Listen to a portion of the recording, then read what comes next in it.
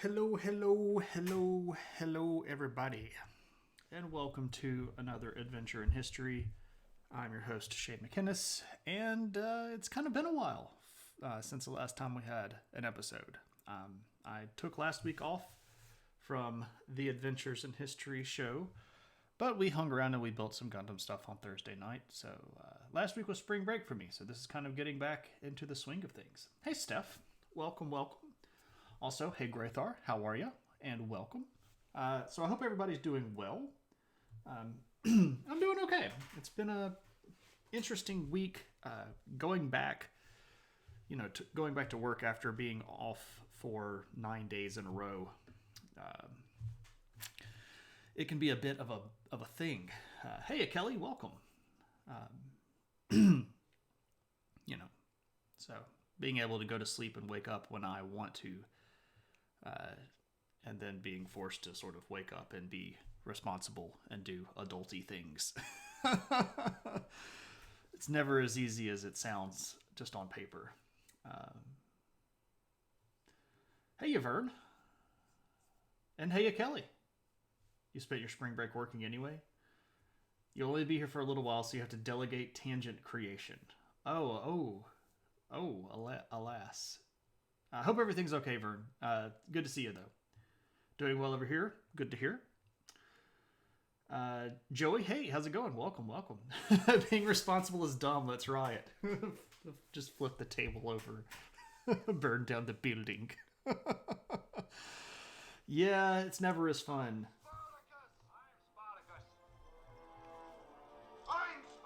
I'm Spartacus.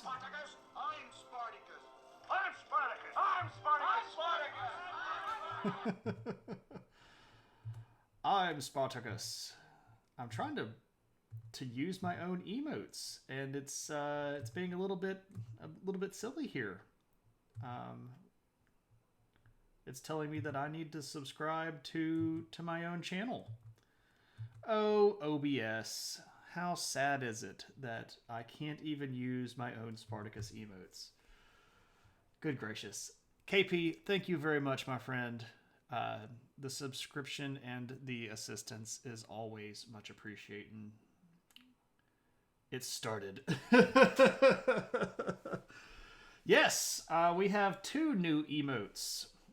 We have a Spartacus emote, which I don't know why I can't use. Let me. Do I log in here?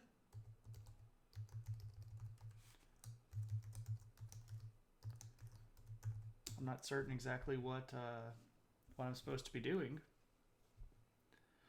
I can't use any of my emotes, Joey. That's the thing. Like, it's being completely persnickety, and it's pretending that I'm not logged into my own chat, which is somewhat ridiculous. Maybe my 30 days of remembering has gone.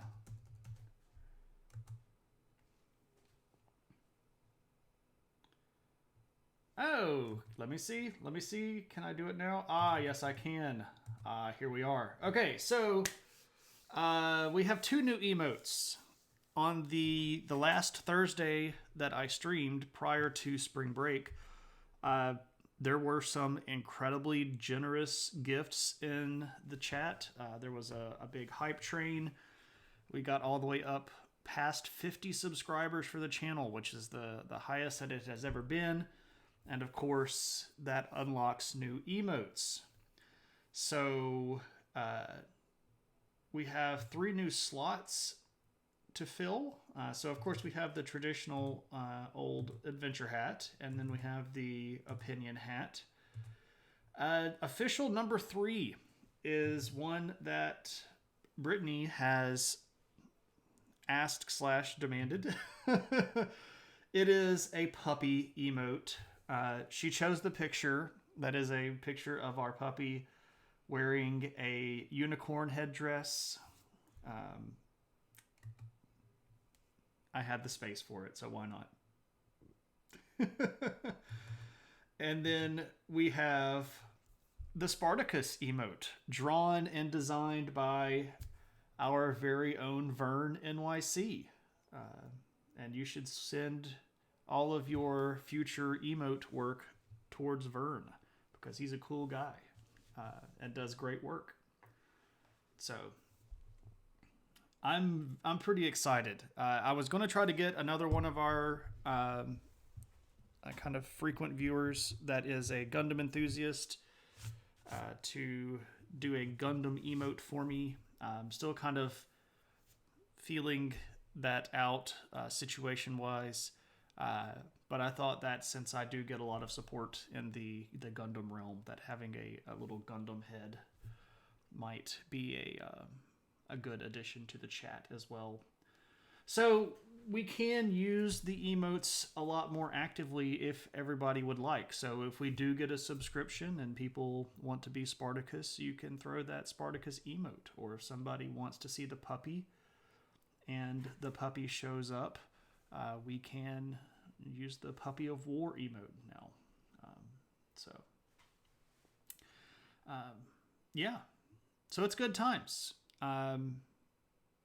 We are still in a really good spot. I was worried that if certain Twitch numbers dropped below certain thresholds, that I would end up losing access to those emote slots, but that is not the case. So I can still put one more in. I might put something in just sort of as a placeholder for the moment, but I don't know. We'll see. Moose, I saw that you came in, and I don't think that I said hello to you. Hey Moose, how's it going? Honeycomb System asks for the puppy. Okay, let me call the puppy. I will front load this with the puppy is not too happy with me right now. She had to go to the vet earlier today and got a shot in the booty. But she also had to take her flea and tick medicine, and she did not want to eat the little chewy thing at all. So the mean old human basically had to shove it in her mouth and force her to eat it. So she's not very pleased with me and might not be too excited to see. But let's call the puppy, and we'll see what sort of reception I get. I might get the cold shoulder.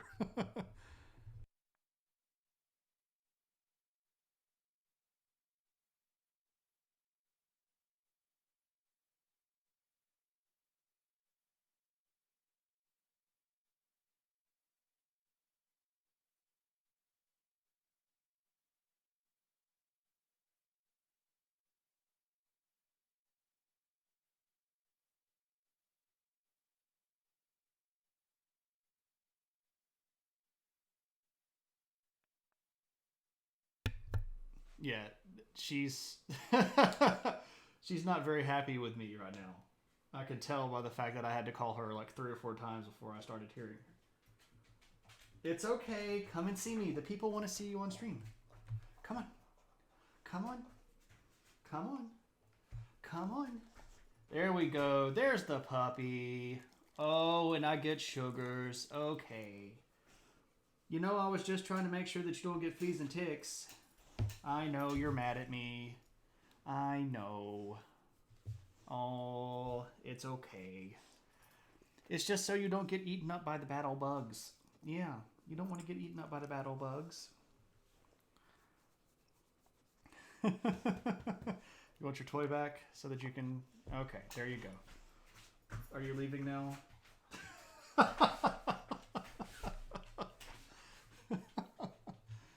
Yeah. I got very little sugars. Normally I get sort of attacked with the sugars, but yeah, she was a little nonplussed. She gave me the ears straight back, I can't believe you're making me do this look earlier. But, you know, she's less Maggie today too. True. Waggy? Okay. That makes sense. Begrudging puppy of war. I can't believe it's not animal abuse. No, it's not animal abuse. She just... she's stubborn, and she doesn't like the way that the little thing tastes. And if it weren't so expensive, it would be different. But those little chew things are like 45 or $50, which is ridiculous. So she's going to eat it. Anyway. Okay, so we are in viewer request mode since it is Tuesday. This means that our viewers have chosen the episode, and in particular, this specific episode has been chosen by one particular viewer, our very own Kelly Hollett, who asked for a history of Africa that didn't have anything to do with Egypt. Because, you know, when you talk about history in Africa, you get a lot of the Egypt stuff. So I made a couple of command decisions. I decided that not only would we not talk about Egypt, that we would even sort of stay away from this general region right here, which is where the modern day country of Sudan is, because there were a lot of kingdoms there, like Kingdom of Meroe, Kingdoms of Kush, Kingdom of Nubia, but, well, they end up having a very large amount to do with Egypt, and I didn't even want to get in the realm of talking Egypt. I wanted to stay completely south of the Sahara. So Africa, by the way, is a very, very large continent. It's enormous. It doesn't get shown correctly on certain map projections. It's way bigger than Europe. It's way bigger than North and South America. You can fit Europe and the continental United States and China and most of Russia inside, with India left over to spare. Africa is very, very big. I don't think we're in Egypt anymore.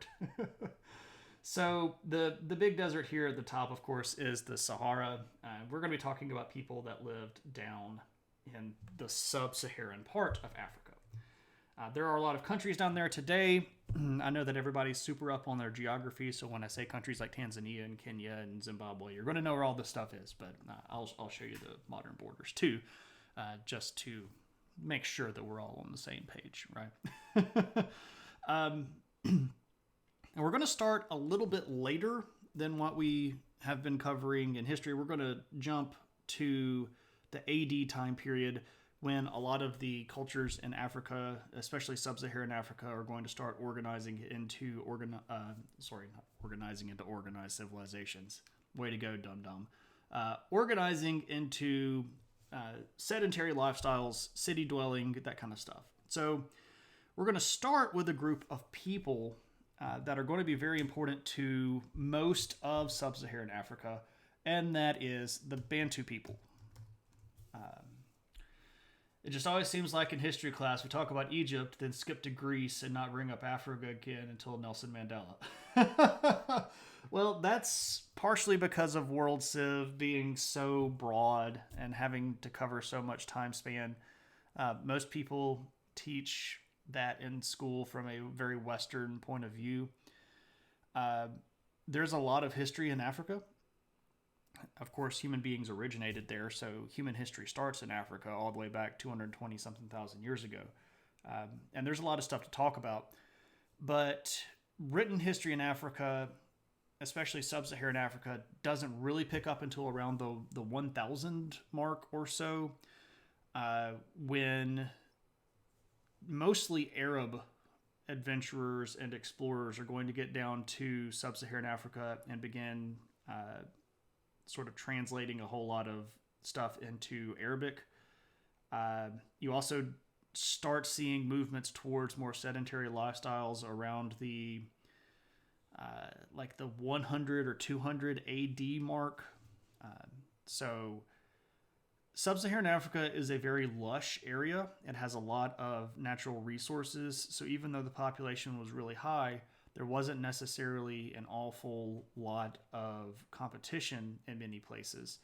And competition is really what starts driving a lot of technological innovation. So as long as the population was growing and had room to expand and everybody had what they needed, there really wasn't a lot of cultural push towards things like sedentary life and farming and agriculture and stuff like that.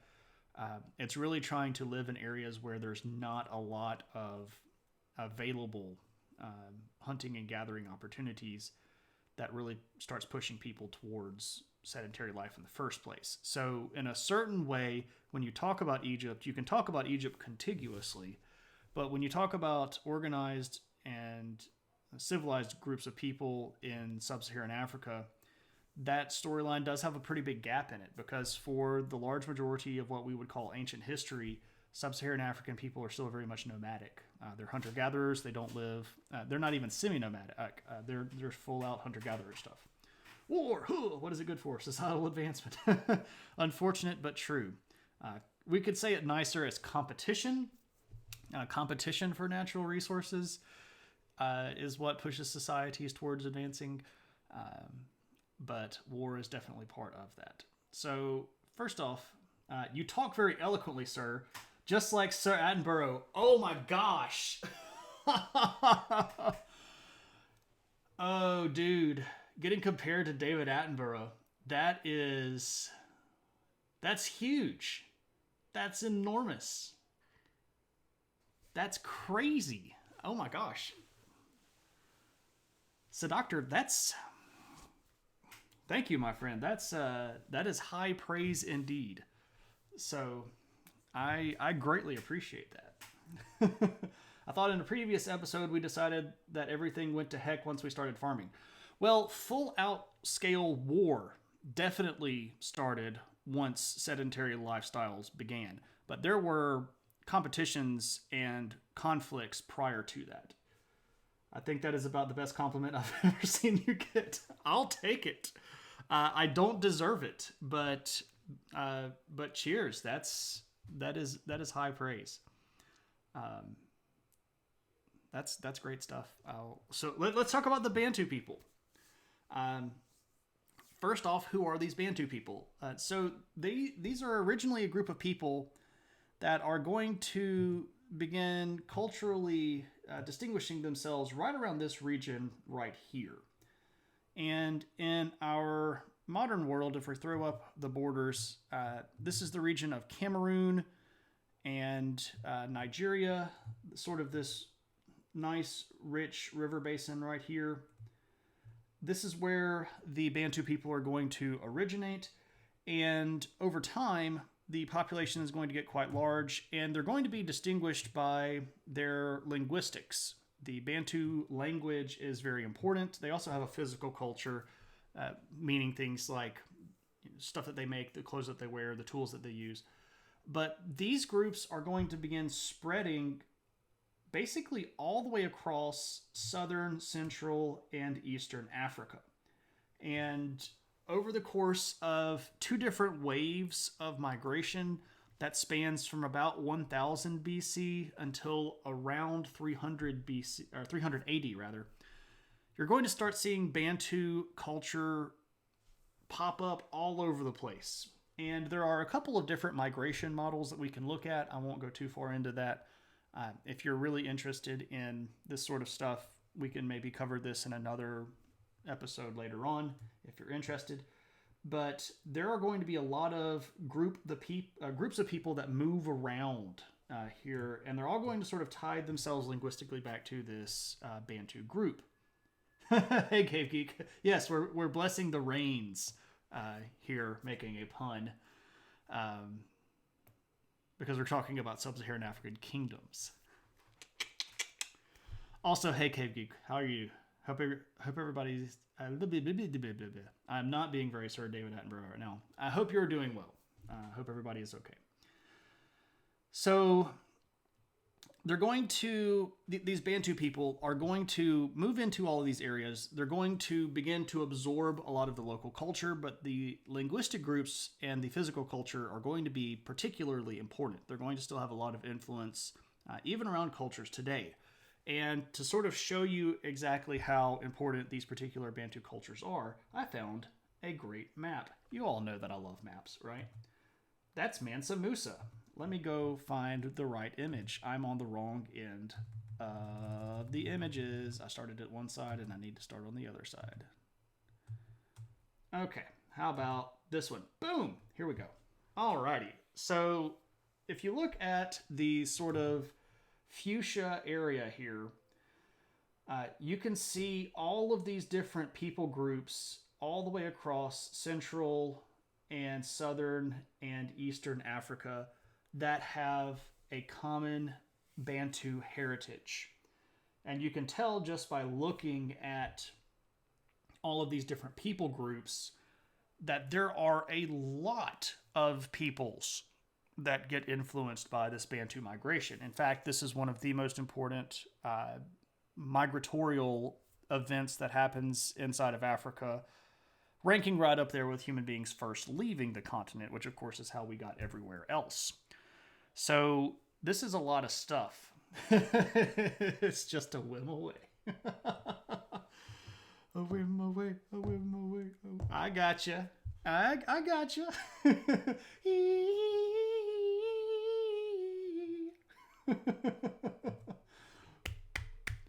I appreciate all bad jokes, dad jokes, puns. I'll take all of it. So the Bantu people, these are very important, and for the next several individual groups of people that we're going to talk about, they're all going to be sort of related to the Bantu people. Now, I will say this,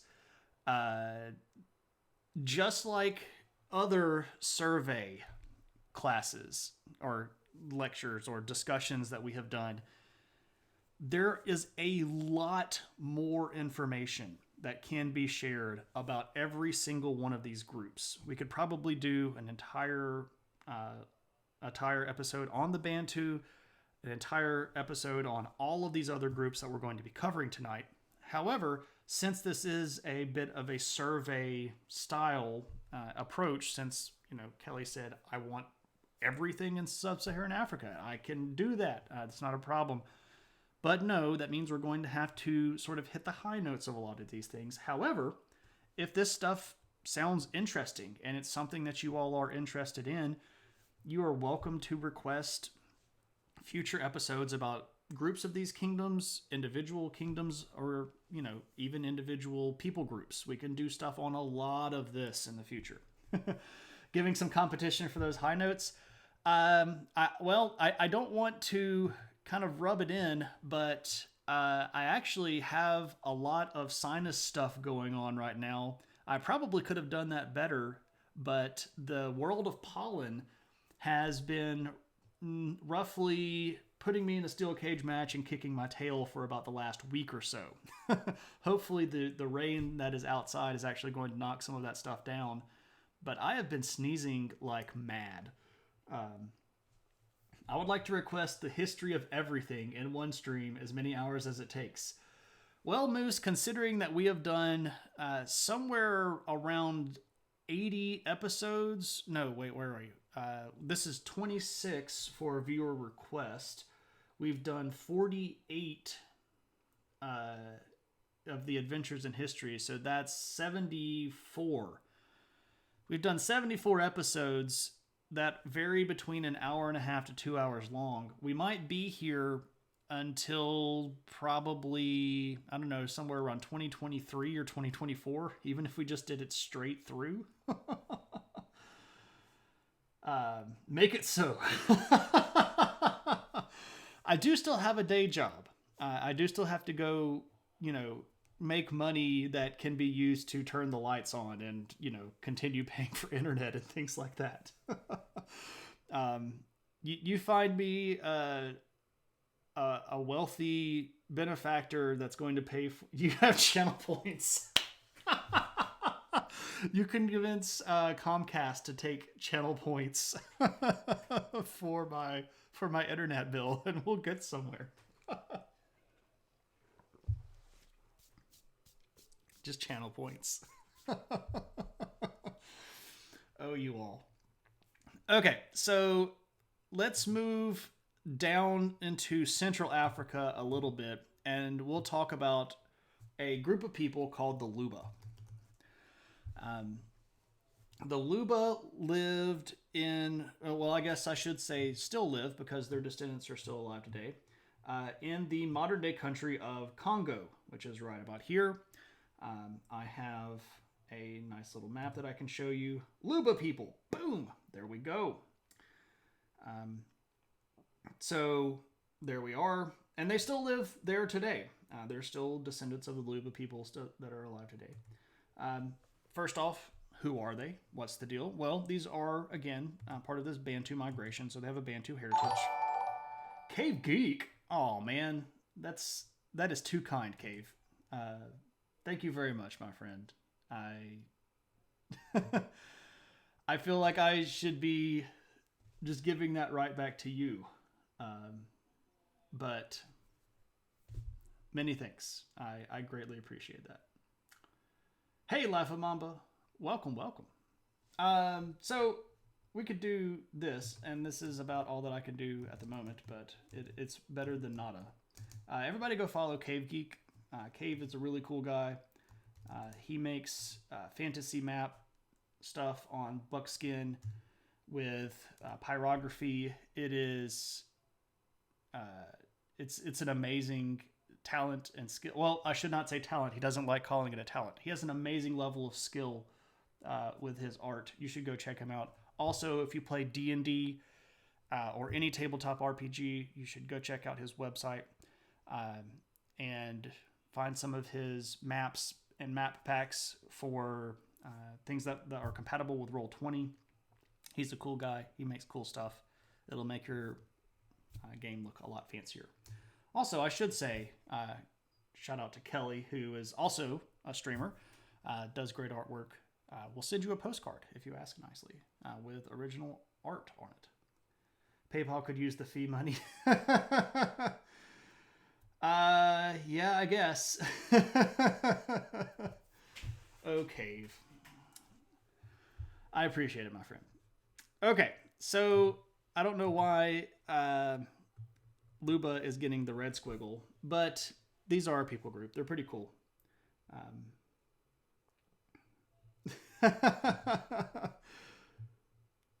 My real name. Yeah, I know. I go by my middle name, by the way. So these are people that settle in the Congo region. There's a specific region of the Congo called the Upemba Depression.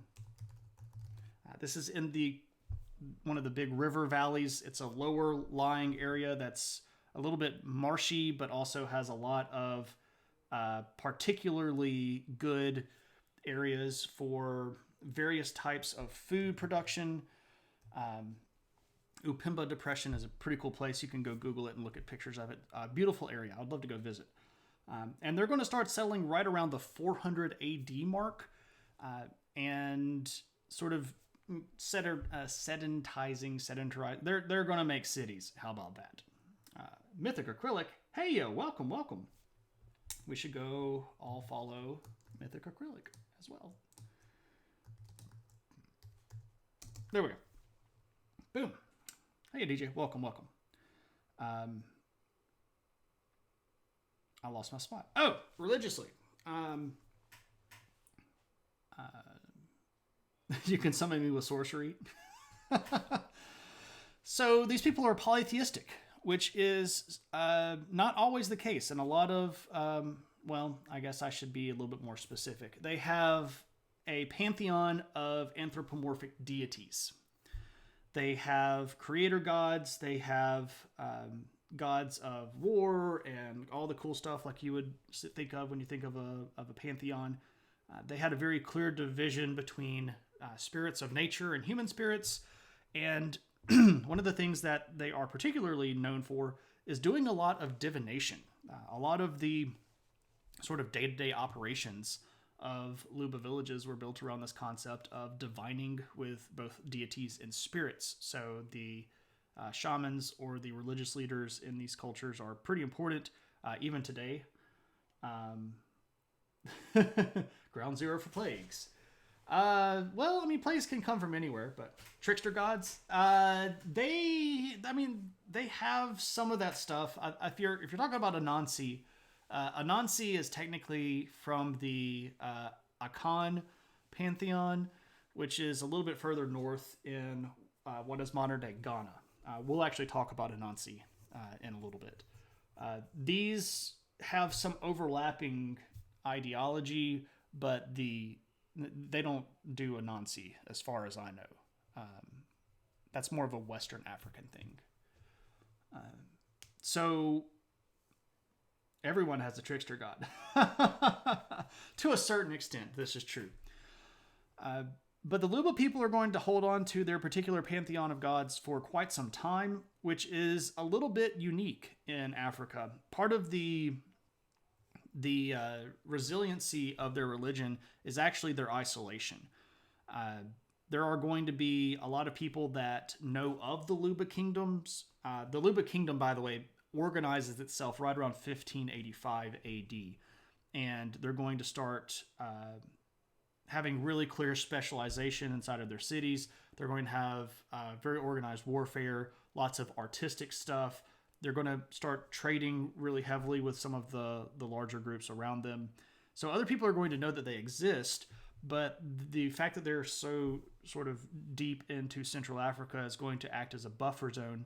And it's going to be all the way up until the 1800s that other religions start coming in. And at that point, it is Christianity from the Belgians. The Belgians are going to be responsible for a lot of atrocity in the Congo. And they're going to be some of the people that really start forcing Congolese native people, including the Luba, to convert to Christianity in the 1800s. But I mentioned that there are a lot of really neat artistic and specialized levels of skill inside of the Luba culture. So let's look at some of that stuff. I've got a really neat Luba axe here. This is a wooden axe with a very decorative iron metal head. You can see this sort of pretty advanced metalworking technique in a lot of their stuff. They had a lot of different types of metalwork. They did stuff with copper and iron. They did some stuff with gold and silver. There's a lot of interesting mining capabilities in the area, so they had fairly decent access to metal, but they also did a lot of work in wood. And I have this guy, which is a Luba footstool. They are as sinister as their waffles are delicious, indeed. Well, I don't know about today, but at that time, King Leopold was definitely interested in killing a lot of Congolese people. So this is a Luba footstool, and I'm sure that Twitch would get offended if I showed this for too much longer, so we'll switch back over to this ugly mug, which somehow is less offensive than what I just showed you. I don't understand that at all, but, you know, it's the TOS, so, you know, it is what it is. So what happened to the Luba? Well, we already sort of gave away the ending. The Belgians came in. There are also going to be some pretty big pressures from the outside coming from Arab slave traders.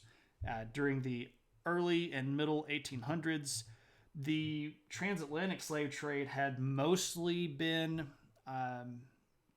sort of drying up because of bans against importing slaves from European and American countries.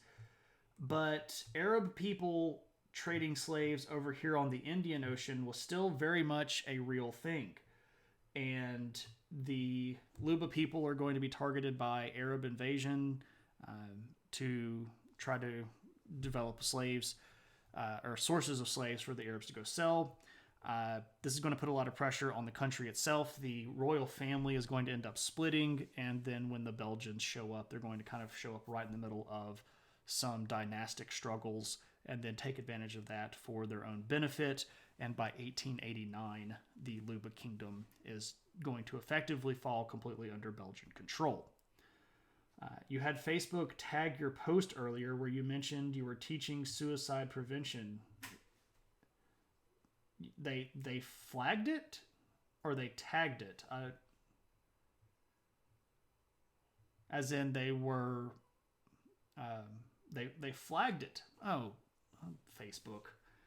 Algorithms. Yep, it's the algorithm. That's what happens when you try to get a computer to think like a human. Guess what? It can't always do that. Flagged as in being determined to be bad. Probably. You challenged it successfully. Okay, well, there's at least that. Oh, good gracious. I mean, I don't know. What can you say? They nuance. Yeah, nuance is not something that algorithms really get. If it falls into an area that isn't exactly 1 or 0, computer code sometimes has a problem, you know.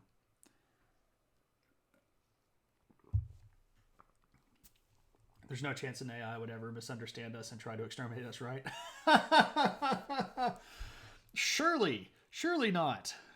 I'm one of those people that I'm not a huge fan of the concept of true AI. I know it's a little bit further off than we think it is, but I don't even really like the concepts of where we're going, because I see how people are going to abuse it, and I don't have necessarily the rosiest glow of how people use technology. It seems to be that when we make something new and fancy, one of the first things we do is try to kill other people with it.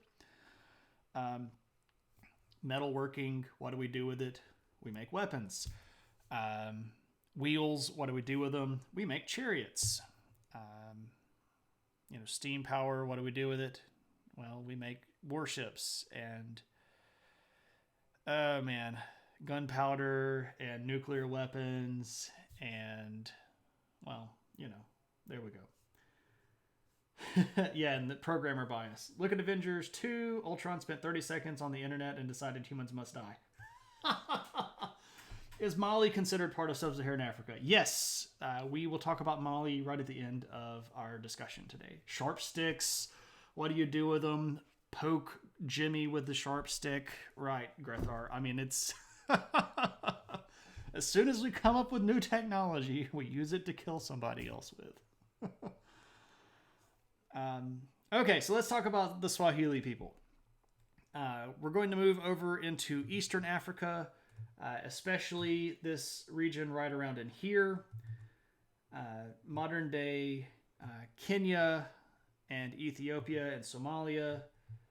So this is Kenya and Ethiopia and Somalia and Tanzania down here. So this coastline especially, you can see, if I turn the borders back off, there's this really nice strip of very, very fertile territory that runs right here along the Indian Ocean. This is going to be sort of the center of Swahili culture, but also the people groups that are in this sort of greater region are going to be related to the Swahili culture. And again, all of these are, based on Bantu culture originally to a certain extent. So Swahili people are located here.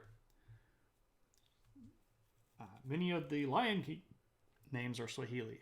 Indeed. Though the Lion King is Japanese.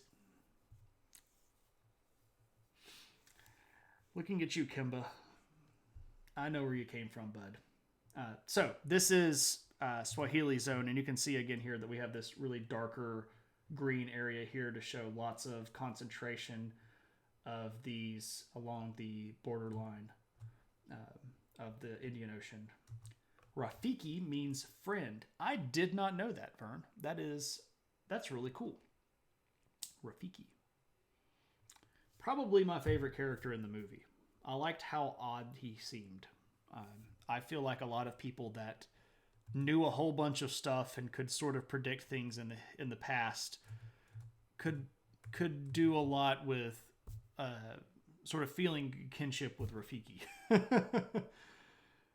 Everybody's like, that guy's weird, but he's also right. And he also sees a lot of this stuff going on. You went to Kenya for 2 weeks when you were 12 and still remember some of the words in Swahili. I would love to go to Kenya. Kenya would be friggin' awesome. There are some really neat ruins down there. There are some amazing archaeological sites in Kenya. It's also beautiful, cool people. It seems wildly unfair that a group of people would be targeted to become a slave population because they happen to live where food was easy to find. Yeah, that's the thing, though.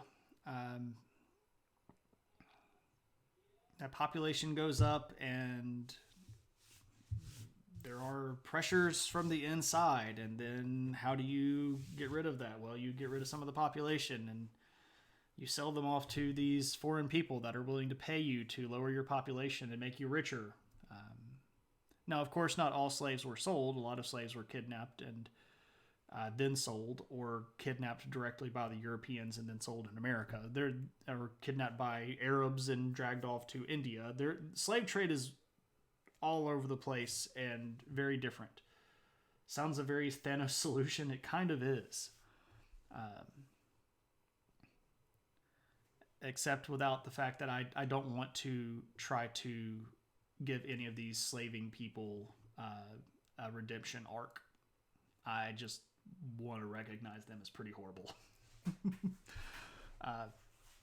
I appreciate the fact in the Marvel movies that they tried to make Thanos a rational and logical thinker, but he still killed half the universe. Let's not forget that part. So, Thanos with more money and fewer morals. How about that? Okay, so what's up with the Swahili people? They're on the coastline. They are speaking a Bantu language. They have a Bantu ethnic heritage. They live in modern-day Tanzania and Kenya and Mozambique and Somalia. They're going to start settling in cities around this region in about 600 or so AD. Thanos' plan sucked. Population, even if cut in half, would restock. Sure. Thanos at least just wasn't hot for a girl. Fair enough. That's why a lot of bad guys do horrible things. Religiously speaking, the Swahili people are mostly going to be shamanistic, animistic for their early period of time. They do start developing a local pantheon right around the time of like the 1000 or so AD mark. You start seeing pretty clear evidences, which means that this was actually older. But what's really going to happen that starts changing the game a lot is that right around 1050 or 1100 or so, the Arab expansion and Muslim expansion is going to get down to that part of the African coastline, and the majority of the people in the region are going to convert to Islam. It's also possible, if a truly random distribution of deaths could eliminate all female or all male of a given race and end up wiping out 100%, there's a dozen or so other problems, but that will suffice. But yes, we don't need to get into random sampling or snowball sampling or all of the fun data science stuff. I'm having enough trouble trying to learn statistics in a sociology class right now. I could deal with a break from statistics. They're not my friend, and I'm not a math major. So government-wise, what's up with the Swahili government-wise? Originally, they're going to live in smaller villages. But by the time we get up to this 1000 or so AD mark, you're going to start seeing a lot of big coastal cities. And when I say big coastal cities, I'm meaning like big fortified coastal cities with really big walls, very centralized governments with powerful kings that have lots of territory under their control. There's not going to ever really be one unified Swahili kingdom. Usually you're going to start seeing these kings sort of take these coastal cities in places like Somalia and Kenya and Mozambique and turn them into power bases that stretch inland. They're going to fight amongst themselves a fair amount. They're also going to fight against outsiders, including people like the Arab people that were coming in to try to run the region, but also later Europeans. Now, the coast of Africa here is going to become looped in with one of the largest trade networks that has ever existed on the face of the earth prior to modern time. Any images of what they looked like? Who is they, Vern? Like they meaning the cities, or they meaning the people?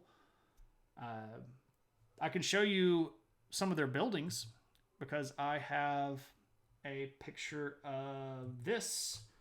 Bum, bum, bum. This is a city. Well, it's part of a city that was called Gedi. This is Gedi, sometimes spelled Gede. But this building was originally not a mosque, but it was converted to a mosque. And this is what's called the Great Mosque of Gedi. And Gedi was one of these big coastal cities. And so you can sort of see here, like in the archways, that they have added some Arabic-esque decorations. There's a lot of debate amongst historians as to which branch of Islam became kind of dominant down in the area. I don't necessarily have enough data of my own to form a solid opinion on that. There are lots of people that are arguing. Vern, if you want to, well, let's see. We can look at Mogadishu. Let's go play with Google Earth here for a second. Mogadishu is the big city in modern-day Somalia. Let me turn on... Do I need to turn that on? I need to turn on borders and labels and places. So let's see if we can find any old palaces. So the problem with finding the really, really old stuff in these cities is that a lot of them got sort of torn down and then rebuilt during the sort of early modern era. Let's go with palace.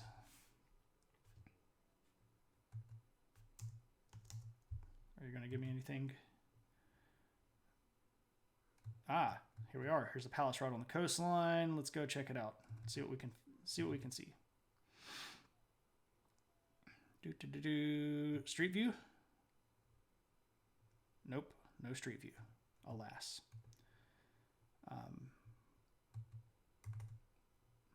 I will admit that I didn't do a whole bunch of photo searching for these because I knew that I kind of needed to just kind of skip over the top.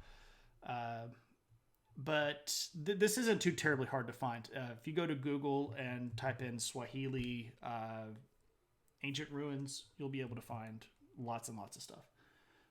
One of the history class gaps is the jump from small African tribal villages to modern cities. Yeah. So the cities that they built are going to start off as sort of coastal fishing villages, but over time they're going to get built up and up and up and up and up. And unfortunately, one of the things that happens, especially when the Europeans show up, so the Portuguese are going to show up on the Swahili coastline in the 1500s or so. And one of the things that happens is that they kind of just move in and knock down a whole bunch of stuff. And a lot of the modern day sort of buildings are built on top of the ancient stuff. Oh yeah, they totally had arches. Like I said, they have a lot of contact with people. Oh yeah, so some of those pictures that you showed are the Gedi. Yeah, so there's Kilwa Palace. Kilwa Kasani. Yeah. And some of that is stuff that they brought in from Arabic influence, but some of that is also just that they had access to a lot of that information from contact with people up big river systems, and I won't say the E word. But yeah, the Swahili coastline gets tied into the Silk Road, which a lot of people sort of think of as only this kind of, walk across the land thing. But the Silk Road under a dynasty in China called the Song Dynasty, which runs from right around 1000 or so to about 1300 or so, situated down here in South China, is actually going to take an existing set of sea routes and sort of loop them all together and the Indian Ocean became the center of commerce for the world. By the time you get to the period that the Europeans are calling the Renaissance, this area over here in China and India and this eastern coast of Africa is light years ahead of them. By the time the British started trying to take over the Mughal Empire, which ruled India for hundreds of years, the Mughal Empire was so rich that it was basically responsible for like almost 25% of the global economy. That's insane. But it was because of all of this trade that was moving from Asia through India and Arabia down here to Africa and back and forth. These were the most profitable trade routes on Earth, and they were mostly done by sea, which is very beneficial to the Swahili coastal cities because they're going to get the benefit of that trade being ports.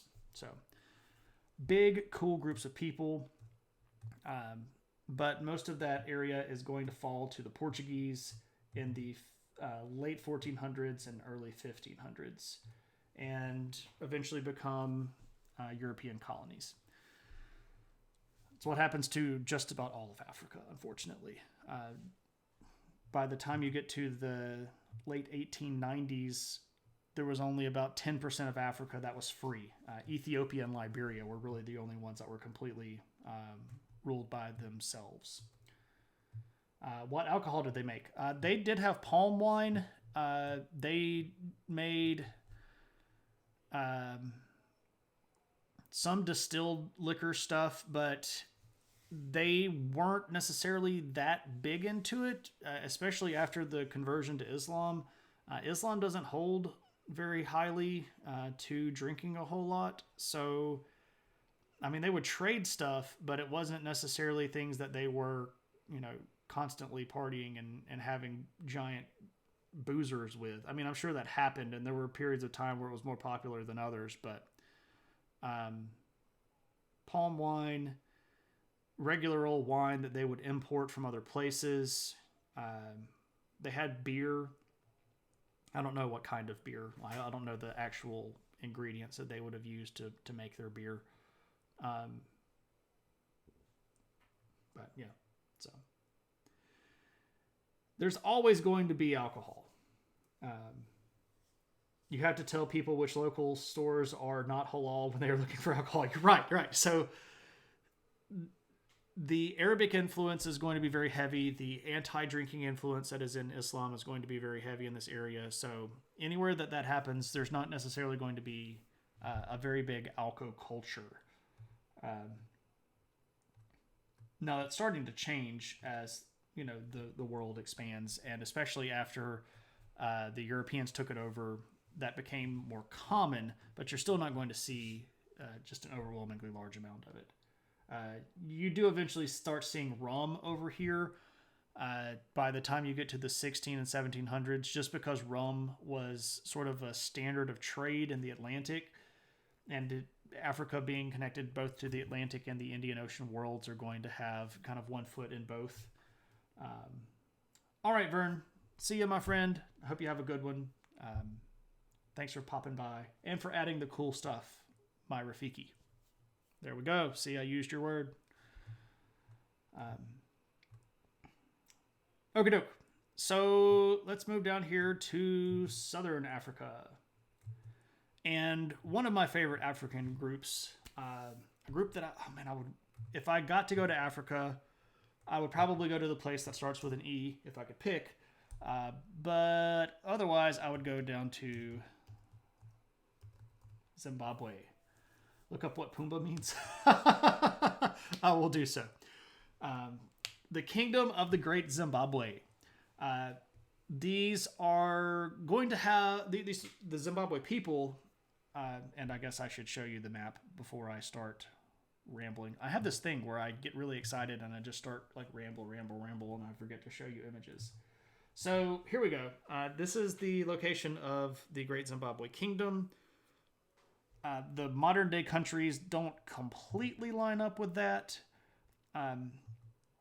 That's a little bit of the modern day country of Zimbabwe. but it's also got a little bit. Oop! Did I just do something? I did a thing.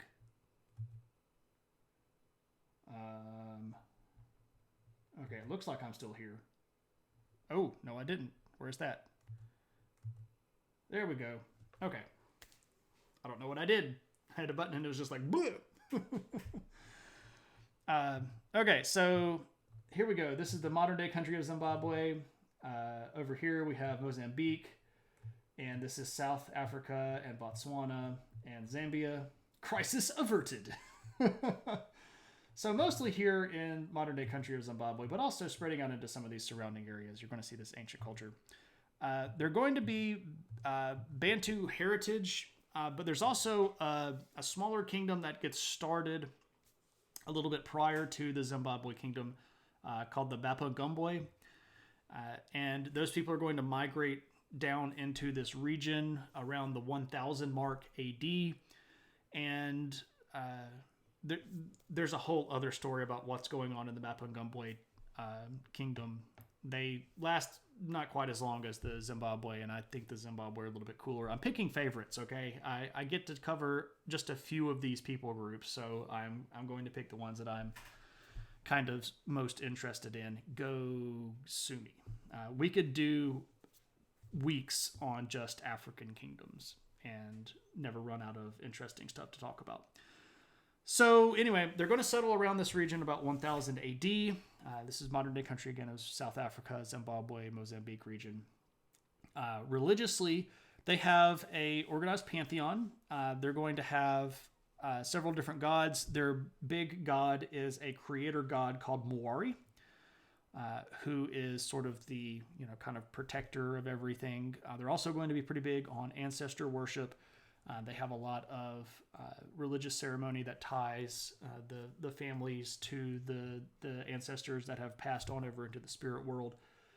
And the cities that they have are going to start off more or less in kind of that middle mode, having people that come from another kingdom moving into the region. They're going to sort of skip over some of the smaller level village stuff. They're also going to incorporate a lot of the people that are already living in this area and bring them up to speed pretty quickly. So by 1200 or so, about 1220, you're going to see a distinct organized kingdom called the Great Zimbabwe that is established and spreads out over the region and becomes pretty powerful.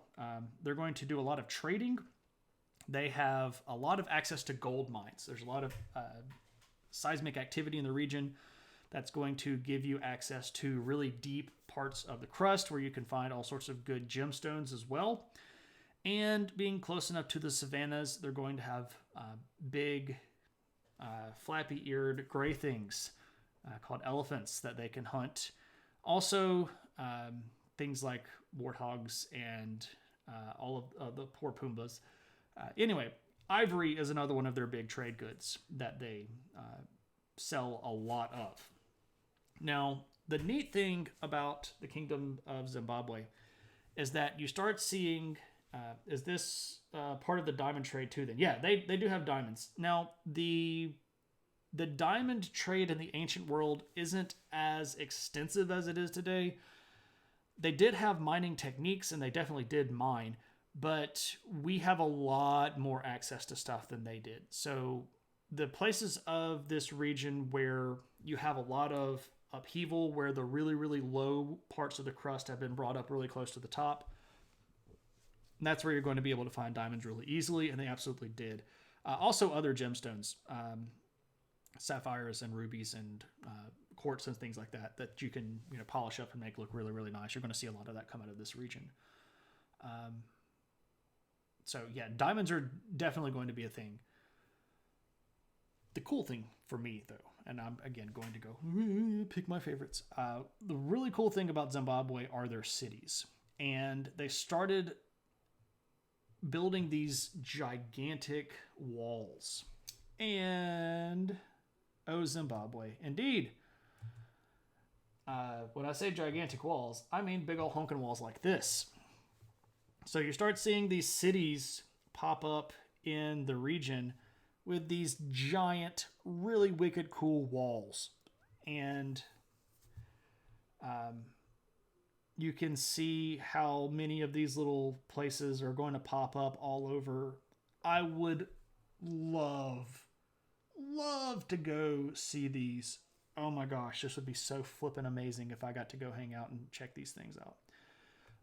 These were built somewhere around the middle 1200s and then slowly built up over the course of the next couple hundred years.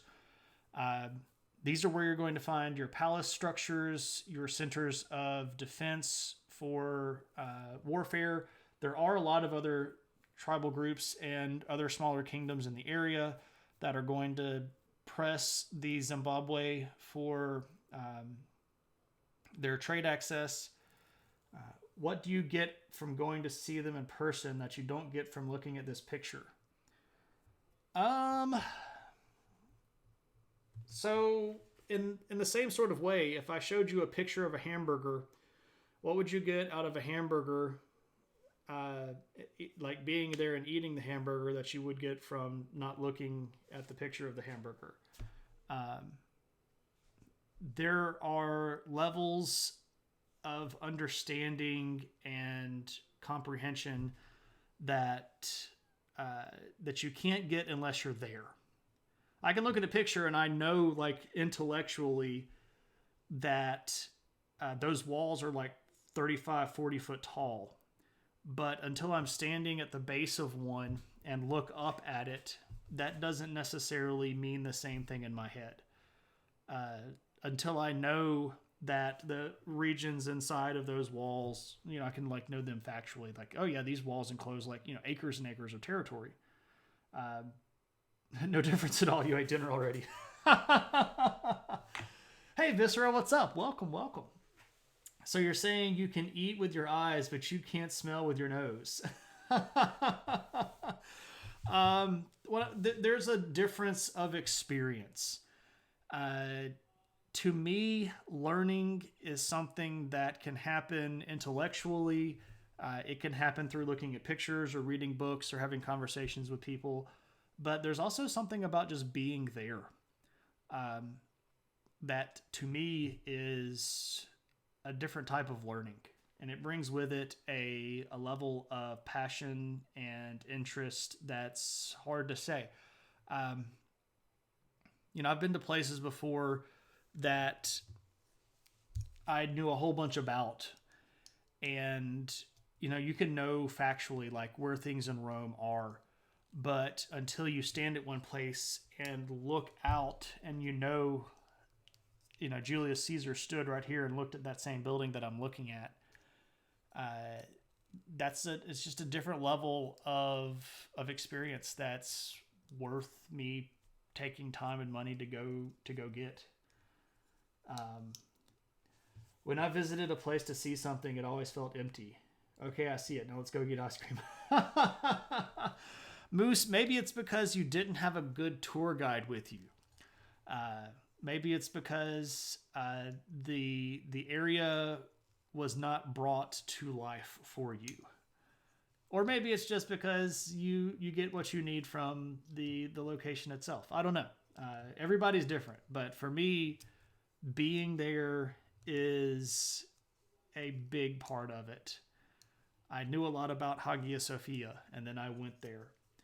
I knew a lot about the Colosseum in Rome, and then I went there. I knew a lot about Petra, and then I went there. And there's a difference to it. It's just different. Life is meant to be experienced, not watched passively. There's truth to that. I can say that. I can see that too. But I would love to go to Zimbabwe. That would be amazing. It'd be really cool. I'd love to go to Zimbabwe. I would like to leave my zip code for something other than work right now, just to be awesome. Ice cream is interactive. You get the sensation of cold. You get the taste. But see, if you're walking around an ancient city with me, you burn off the ice cream, and then you can have more ice cream and not feel bad about it. I don't know if... Is Mac in a lab coat here? No, he's not here. Well, Brittany's been here. Brittany has been to ancient sites with me. Um, uh, so she can give you the a better experience of what it would be like to be at one of these places with me. I think I probably dragged her to more churches in Italy than she's been to in her whole life in the United States. And I'm just like, look at this. It was built by so-and-so and somebody painted the walls and this guy painted the floor. I don't know. It gets my gas going, but I can understand that that's not for everybody. Okay.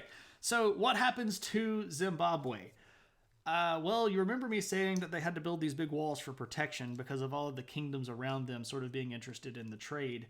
That's actually going to be one of the big issues, is that because of their location, they were surrounded by other smaller kingdoms, and when Great Zimbabwe got very big and became Great Zimbabwe instead of like Minor Zimbabwe, everybody wanted their stuff. So they're going to sort of die by 1,000 cuts as these smaller regional kingdoms grow into more powerful pan-regional kingdoms, and Zimbabwe is going to get swallowed up. About 1450, they lose most of their independence. By about 1500 or so, they had been incorporated into other big kingdoms, especially those that had been trading a lot with Europeans along the coastline and had access to stuff like guns. So, yep. There we go. I would like to leave my zip code for more than work. I feel you, KP. Soon, my friend. Soon. Hopefully. I got both of my vaccine shots. So as of like April the 2nd, I will be fully antibodied up. And at that point, I might try to go eat outside at a restaurant. I have not done that in a year. It's been a long time. And I really want Mexican food. I figured out that you can't, like, Mexican food takeout doesn't work. You have to eat Mexican food hot. If it gets like lukewarm and all the cheese gets to that like gooey phase, it's not the same. Not the same. Can't do it. All right. What about some stuff over in Western Africa? This region over here. We haven't talked about this region over here. Chipotle, not for takeout, noted. I don't know. I don't really care that much for Chipotle. I've only been there a few times, and I was never impressed with the amount of food that I got versus how much I had to pay for it. I was just trying to take out from a local Mexican restaurant. I really like enchiladas. I wanted some enchiladas, and they were covered with, sour cream and cheese. And by the time I got them home, they were covered with like this rubbery substance that used to be cheese. Any food with that much fat content needs to be eaten antibodied up. Sir David Attenborough. Not very eloquent. My immune system will have reached prime levels of antibody resistance to COVID-19 upon April the 2nd, Friday, after 2 weeks of being inoculated against the pernicious pandemic that is plaguing our communities. I don't know what I was doing there. I was just trying to sound posh. I don't know if it succeeded or not. Anyway. What about Ghana? So, Kingdom of Ghana, let me show you the map. The map. Boom. Here we go. Now, this is in German, as is denoted here by the K, but it's a decent map. You see the origins of the Kingdom of Ghana. Now, the modern-day country of Ghana is not necessarily in that same location. Parts of it are... Where am I at? Go back to streaming, you goob. If we look at the modern country... Gotta zoom in. It's this guy. Whoop, sorry. It was this guy. So, ancient country is kind of over in here. Modern country is here. You can see these tiny little countries right here are mostly the product of European colonialization and different countries claiming these coastal areas and especially coastal cities. But right around in here. Now, we do need to remember that in the ancient period that we're talking about, the Sahara Desert was not as big as it is now. It was mostly, like this part right here was a lot more green. The Sahara is actually expanding. Not necessarily what you would call rapidly, but it is expanding. It's getting bigger every year. Dr. Grant, my dear Dr. Seth, welcome to Jurassic Park.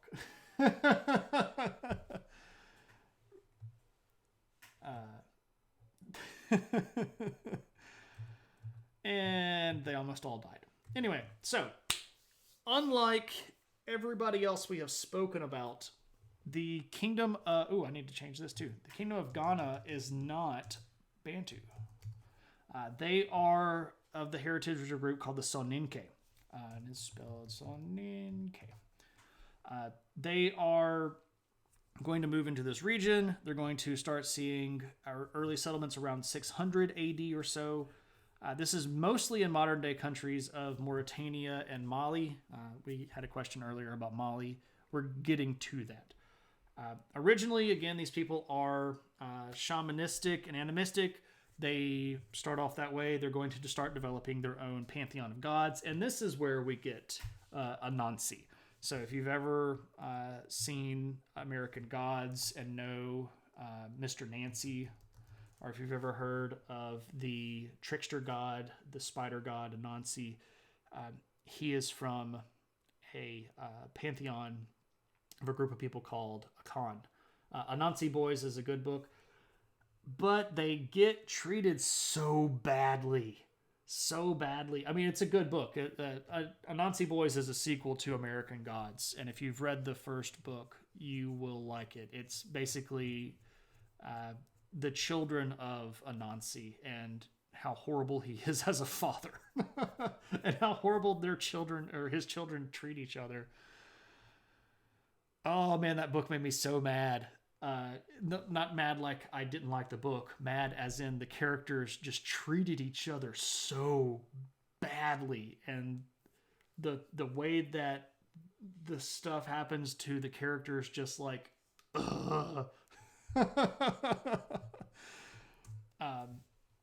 so you do start seeing organized individual pantheons of gods in this region, but once again, right around 1000 or so, you're going to get the arrival of trans-Saharan trade routes that are coming from the other side of the desert up here. Ooh, we got to zoom out. And they're coming across the desert because by this point we have lots of domesticated camels, and you have Arabic Muslims and other Muslim people here along the coastline of northern Africa that are going to start trading with people across the desert. This doesn't really happen until you can use camels for trade and domestication, because regular horses can't travel across the Sahara. There's not enough resource there to make it work. You got to have that good camel not needing to drink as much. Camels and tanks. You're welcome. Good callback. So Ghana is going to convert to Islam. They're going to start trading a lot with the people around them, and they're going to develop a fairly organized and very bureaucratic structure. They're going to start taking a lot of cues from the existing Muslim leadership, especially from groups that become pretty popular in the region, like the Umayyads, and then later on various Turkish groups like the Ottomans. You're going to start seeing this big centralized empire that is run by a whole bunch of vassal rulers in sort of satellite areas around the central empire. You're going to see really heavy tax structures that are very organized and oriented towards bringing money into the pocket of the emperor. And of course, this is going to make them a target, because anytime you have centralized empires with lots of money, established trade routes, rulers of various types that are under one central guy, you're going to have problems. And this is going to eventually transition into some pretty significant civil wars. Now, one of the cool things about the transition to Islam in the Kingdom of Ghana is that they bring a very interesting regional bent to it. So if we look at this image here, this is a mosque, and it probably doesn't look like any mosque that you've ever seen. This is the Lorabonga Mosque. But this is very typical of what a mosque would look like inside Ghana. It's designed like a native structure. It doesn't use a lot of stone. It uses instead a lot of mud brick and plaster with centralized structure of wood, sort of acting like rebar in modern concrete, if you will. But you see a lot of mosques that look like their local Ghanan buildings. More cool stuff that I would like to go see. I would probably get to Zimbabwe before I got to Ghana. There's some regional issues going on with this area at the moment, mostly over competition for natural resources. Go figure. There's also a lot of ethnic and religious violence in the area today, unfortunately. So Ghana, big, powerful empire, lots of trade, several big cities with populations of 10,000 plus people, big, networks that spread out all over Africa. Unfortunately for Ghana, some of the people that they had a little bit of cultural heritage with are going to end up being their downfall. You remember you were so confused by reading the beginning of Anansi Boys, a bit like Ray Donovan. You watched the first season and it was good. You didn't continue the series because you didn't like a single character in it.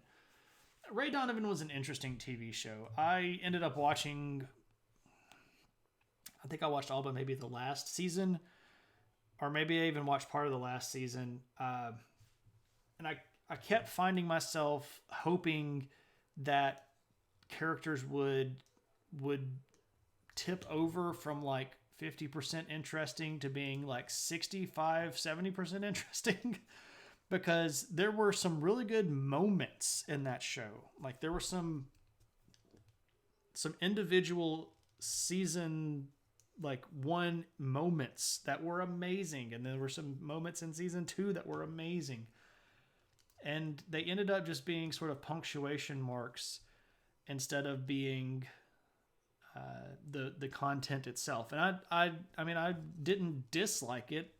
I just sort of, I watched it. Yeah, I watched most of Ray Donovan. I just kept hoping it would hit that note where it would just be like, yeah, we're going to take that awesome stuff and we're going to stretch it out for a whole season. And they just never really got there. A lot of the characters kept making really, really dumb decisions and not growing. And that's when I stopped watching it. Like when I figured out they are never going to actually get any better, I was like, meh, that's enough. And there was a particular event that happened where I knew Ray was never going to get better. And I won't say it because I don't want to spoil anything for anybody that's interested in watching the show. But when that happened, I was like, and I'm just done. If you want to know what that is, Joey, you shoot me a message in the Discord and I'll tell you. But you probably, if you didn't watch past the first season, you won't know what it is either. That's okay. It's an okay show. There's moments of really great acting in it. I'll just say it that way. Sabretooth is a pretty good actor. All right. So Mali. We will wrap up our discussion talking about Mali. And Mali was originally sort of cousin-ish to Ghana. They're going to come from a group of people called the Sahel and another group of people called the Malinke. Hey, Tuna, what's up? The Sahel and the Malinke are going to be individual groups that were kind of under the specter or the guise of Ghana, sort of in their orbit. And these two groups of people are going to kind of merge together with the understanding that it would be better to stand together against Ghana than it would be to kind of be defeated individually. The modern day countries that you're going to see these people in are multiple. Senegal and Gambia and Guinea. So Senegal, I'm doing that thing again. Senegal and Gambia and Guinea-Bissau here in Guinea. Over here, a little bit in the modern day country of Mali. A little bit over here in Burkina Faso. A little bit over here in Mauritania. So sort of this general region right around in here. These are the modern countries. I do have a map. Nope, that's not it. There we go. Mostly here along the Niger River. And you can see here Timbuktu, which is, of course, where you always mail Nermal if you are Garfield. I knew Timbuktu was a city way before I knew where Timbuktu was. I used to really enjoy the Garfield comic strip and then later the Garfield animated show. And, oh yeah, Garfield. I love Garfield. In fact, I love Garfield so much that one of the websites that I really enjoy is actually called Garfield Without Garfield. And it's somebody that has gone into Garfield comic strips and taken Garfield and all of his text out. So it's mostly just like John talking to himself. And it's so depressing. But it's also hilarious. Let's see. So, hey, Tuna. Hey, Ethan, what's up? Welcome. I hate Mondays. Lorenzo Music was a genius. Yeah, good stuff. Lasagna. Hey. It also has Jim Davis's approval, so that makes it even better. And hey, Mac. Now that I know that Mac is in the chat, I have to take a moment, and this is going to be one of those Shane gets emotional potential moments. You all don't know who most of these people are in the chat, other than being people in the chat. But Kilted Preacher and Mac in a lab coat are my two nearest and dearest friends on Earth. And I don't think many of you all in the stream know exactly how much support those two guys have given me in the process of putting the stream together. But I do have to call Mac out specifically because I am in the process of trying to basically put together a new computer, and I'm stuck with graphics cards, and we've already had that discussion. Mac has not only loaned me a PC, but on Saturday had a graphics card that he also has now loaned me. And I am in the process of putting those two together and building a new streaming rig for the stopgap to get me off of the laptop that I'm using. So, Mac, you're awesome, man. I don't say it enough. Thank you very much. You are super appreciated. Doing great. I'm well. Did you miss much? We've been going for about an hour and a half, so you missed most of the stream. And you all don't know that, but that is the most Mac answer he could have possibly given, which is, I didn't do anything. I just tried to help a friend. Oh, man. Mac is the kind of guy that would literally give you the shirt off of his back if he thought you needed it. And I'm not even joking. Like, he would literally give you a shirt. It might be made out of merino wool. And that's an inside joke.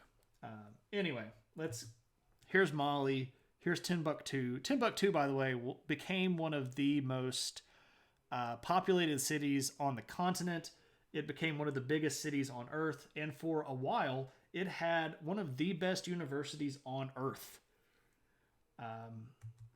One of the biggest and most advanced universities on Earth. And I'm not even joking. It's a big and important place. Romans, countrymen, Lend me your ears. I come to bury Caesar, not to praise him. Who wants to praise Caesar? We'll talk about Caesar a little bit before we go. So, Mali.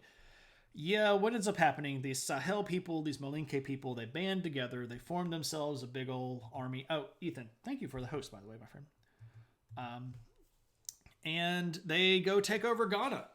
And they put together all of the sort of regional powers that Ghana had and then expand even further.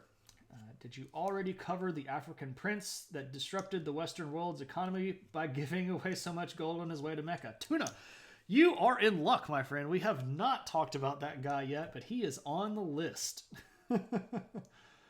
Love your streams. They inspire lifelong learning. Heck yeah, man. Lifelong learning. That's the way to go. There's the hunk heart. There we go. Hunk heart. That is adorable. And the likeness is stunning, Hunk. Hey, you Hunk. How's it going, my friend? Welcome, welcome. Oh, the puppy. Yep. That puppy emote, I swear. I wish I could share that whole derpy picture of the puppy with you. It's got my niece in it. I don't necessarily want to share her image out over the internet. It's such a derpy photo though. Oh man. Yeah. So Mali, they're going to pick up with the Islam of Ghana. Goodness gracious. I'm telling you, this pollen is killing me, y'all. They did have their own version of gods. They had their own pantheon of deities. When Islam shows up around 1000 or so and Ghana converts, Mali's going to be pretty close behind them.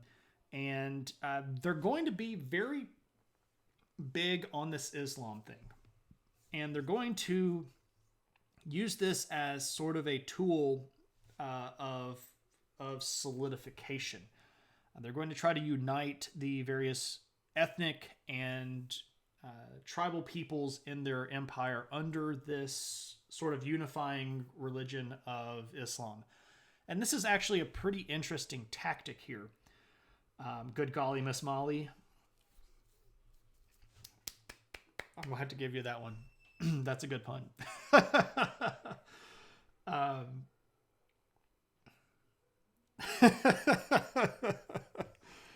That's a good one.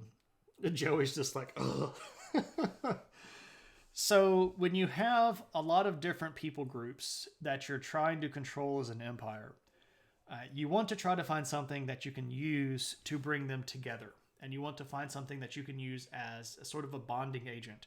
And this is something that they kind of learned by rebelling against Ghana. Like the reason that the people of Mali had such an easy time, well, it wasn't necessarily an easy time. They fought a war for several decades. But the reason that Mali had an opportunity to take over Ghana was because of the fractions that existed within the Ghanan empire. And Mali is going to try to focus on this whole Islam thing as a potential to try to cover up some of those regional and ethnic differences. They're also going to use it as an excuse to put people down. If you're trying to rebel against Mali and you're not falling in line, they're going to say that you're being bad Muslims, and because the emperor, the title that they use is Mansa. If you're not following the Mansa, you're not following a good Islamic path, so then they can kind of come in and beat you up and make you, adopt the good religion. But they're going to have a lot of success with this. They're also going to have a lot of success with trade. They're going to become one of the most wealthy kingdoms on the entire continent. On a one-to-one comparison, you could easily put Mali, which, by the way, becomes independent around 1235 and sets up its empire. By the time you get to about the 1300s or so, they had taken over most of this Ghana stuff. My brain keeps telling me that you were talking about some chick named Molly taking over Africa. Yes, in the 1980s, Molly Ringwald and her partner Christopher Columbus traveled across the Atlantic, going the opposite direction, and took over Africa with charm and 80s pop cultural references. Do we have any secret societies this time that we know about? Oh, yeah, always. Have you seen Molly? No, I haven't seen Molly. Maybe you go look for her in the bathroom. They used to be looking for her all the time at concerts and festivals. Yeah. Go over by the porta potties and ask the guy talking to the wall. Chris Columbus, you mean the director of Harry Potter? And all of those movies that we loved in the 80s. Oh, man. I love all those movies. Breakfast Club's probably my favorite. I really enjoy Breakfast Club. Yeah, probably going to have to go with Breakfast Club. That is Christopher Columbus, right? Chris Columbus. Pretty sure. Now I'm going to have to double check myself. We're good at tangents.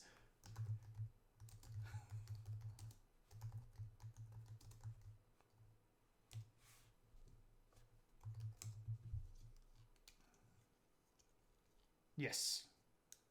Okay.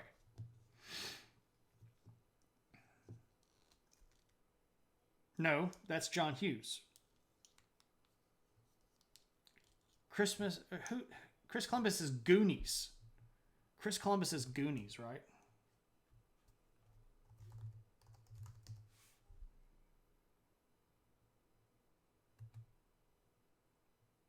Can we watch the movies in the Discord sometime? I'm not opposed to that. Goonies, Young Sherlock Holmes, Adventures in Babysitting. Yeah, okay. Heartbreak Hotel. There we go. Home Alone. Yeah, okay. Okay, there we go. Richard Donner did Goonies?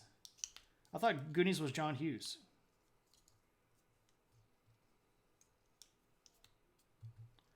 Now I'm getting confused. Who wrote the movies that I love? John Hughes wrote The Breakfast Club. And directed, Breakfast Club and Weird Science and Ferris Bueller and Pretty in Pink and Some Kind of Wonderful and Trains, Planes, and Automobiles. Yeah, John Hughes. Home Alone. That's Home Alone 2, Lost in New York. Has Trump in it. And he wouldn't let them put his hotel in the movie without him being in a cameo. Richard Donner directed Goonies. Okay. So we're on the same page, but just on different sides of the page. And yes, we are the lovers of tangents and pop cultural references around here, Tuna. That's what we do. We make history fun. We go from talking about emperors and Mali to 1980 comedies. Spielberg produced it. I love the Goonies. I love me some Goonies. Fun fact, my wife had never watched the Goonies until we got married. And that was one of the movies that we put on the list of things that we had to watch. I love me some Goonies. Slick shoes. Play the Bones. Good stuff. Have I seen the back of Cave? Have I seen the back of... For a second there, Tuna, I was like... I mean... Sometimes he gets up and walks out of the room, but he's usually wearing a shirt, so no, I haven't seen his back. I do that too. I've never seen Cave's Goonies map. I did not know Cave had made a Goonies map, but that is intriguing, and I would enjoy checking out his maps. If you haven't already, go follow Cave. Also, go follow Tuna. Boom. There we go. Ask him next time you were in there. It's a lovely story. Which means that it's a story that he might have to be drinking scotch to tell, or that he might have to be in a really good mood to tell. Twitch is a great place full of lovely people, and I'm so glad that I found some of these people that I hang around with on Twitch. Really true good friends. Cave stream is a hoot. If you haven't ever been over there, you should go check it out. Anyway, so previously, Tuna mentioned a guy that was so fabulously wealthy that he decided to go on a pilgrimage to Mecca and take his entire court basically with him, and literally tons and tons and tons of gold. That was a king or emperor of Mali. Again, Mansa is the title. So if I was emperor of Mali, my name would be Mansa Shane. Mansa Musa. Musa is the guy here. That's the ruler. So you maybe refer to him, or maybe have heard to him referred in Mansa Musa. That's what I'm trying to say. Very not Attenborough. Mansa Musa is fabulously wealthy, or was fabulously wealthy. He's dead now. He looks like this. Boom. So this is actually a map from the 1300s, and on this document you see several cities. This is written here. This is Portuguese, but you see Mansa Musa holding a gold piece because he's so fabulously wealthy that as he's going on this pilgrimage, this is the pilgrimage called the Hajj, which is part of the pillars of Islam. You're supposed to make a pilgrimage to Mecca, which is all the way over here in Arabia, and he's ruling from over here in Timbuktu. He's going to go up here and then basically all the way around and all the way down over here. But this is sort of a welcoming me to the club of cool countries tour, because Mansa Musa makes it a point as he's traveling to go to all of the sort of ruling centers of all of these other Arabic countries, meets with dignitaries from lots of locations, and very famously just gives away tons of gold. So much so that people like really freak out about how much money this guy has with him. He is widely considered to be one of the most wealthy people that has ever lived on the face of the planet. Had enough gold to start basically dropping the average price of gold in some of these kingdoms. Now, Tuna referred to as this destabilizing the economy of the West. That might be a little bit overblowing it. The amount of money that he was throwing around was shockingly high, though. He made his way all the way over through a lot of these big countries, showed up at people's courts and gave them gifts more than they would make in like a year. Just like, hey, be my friend. I'm Mansa Musa. I'm from Mali. Check it out. Here's all of the cool stuff that you can get if you come down to visit me. I love gold! Exactly. This dude was filthy rich and made sure that everybody knew it. Unfortunately for him, that's going to put a target on his back, because it turns out that not too long after that, you start seeing people over here in Europe going, we would really love to find a way to get around Africa and go over to Asia directly. And we know that there are big, powerful kingdoms down here that we could maybe start making arrangements with. And that's going to introduce European politics into Mali. This is after Mansa Musa's time. But the Mansas after him were okay, but if you fast forwarded another 150 or so years to the time of the early 1600s, you're going to start seeing a decline in emperors. There are going to be some of the big Islamic dynasties that are up in northern Africa that are trying to expand down south because of how much money this guy had.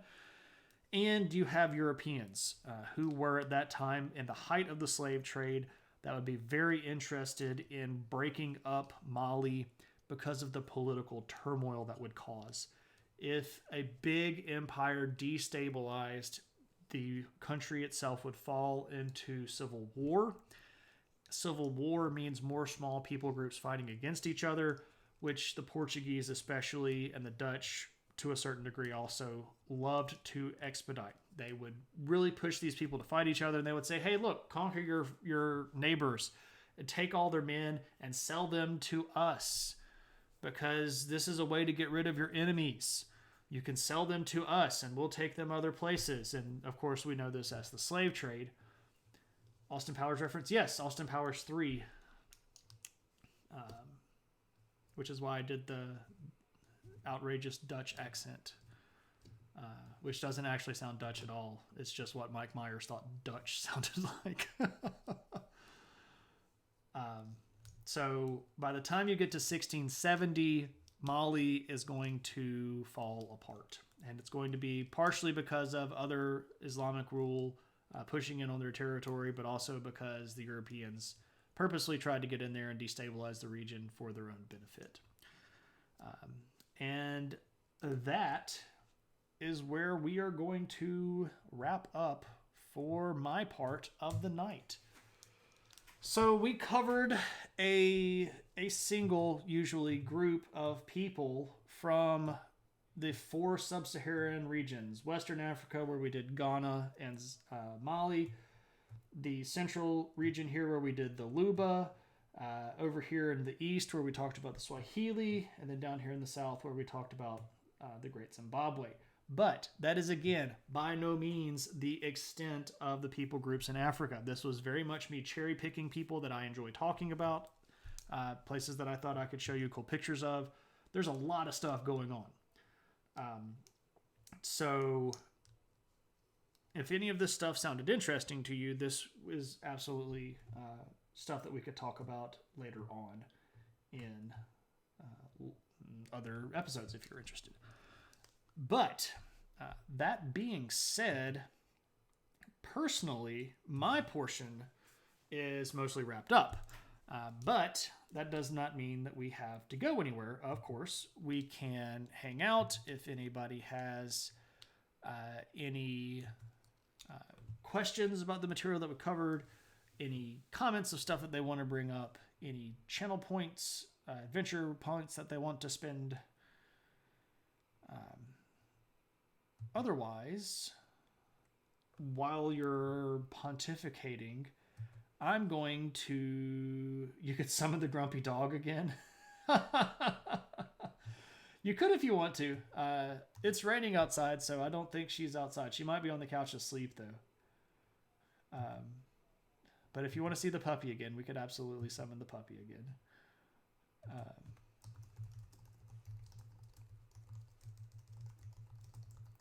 I do want to have a poll. So we are being a viewer request stream. We did this one, which was a viewer point redemption. But that means now we get to vote on what our next topic is. And what we're going to do... Oh, or we could talk about what's in the news. You won't first her to be with a mean man. What can you tell us about Liberia and the freed slaves' goal from Uncle Tom's Cabin? Freed slaves' goal. Okay, so Liberia. Liberia was a country that was founded in Africa. It's over here in Western Africa. Under the presidency of James Monroe. And in fact, the capital is named Monrovia after him. So here we have Liberia. Now, the concept of Liberia was something that James Monroe did not have. And Joey, I'm going to get to your what's in the news here in just a second. I promise. This will be probably a shorter talk.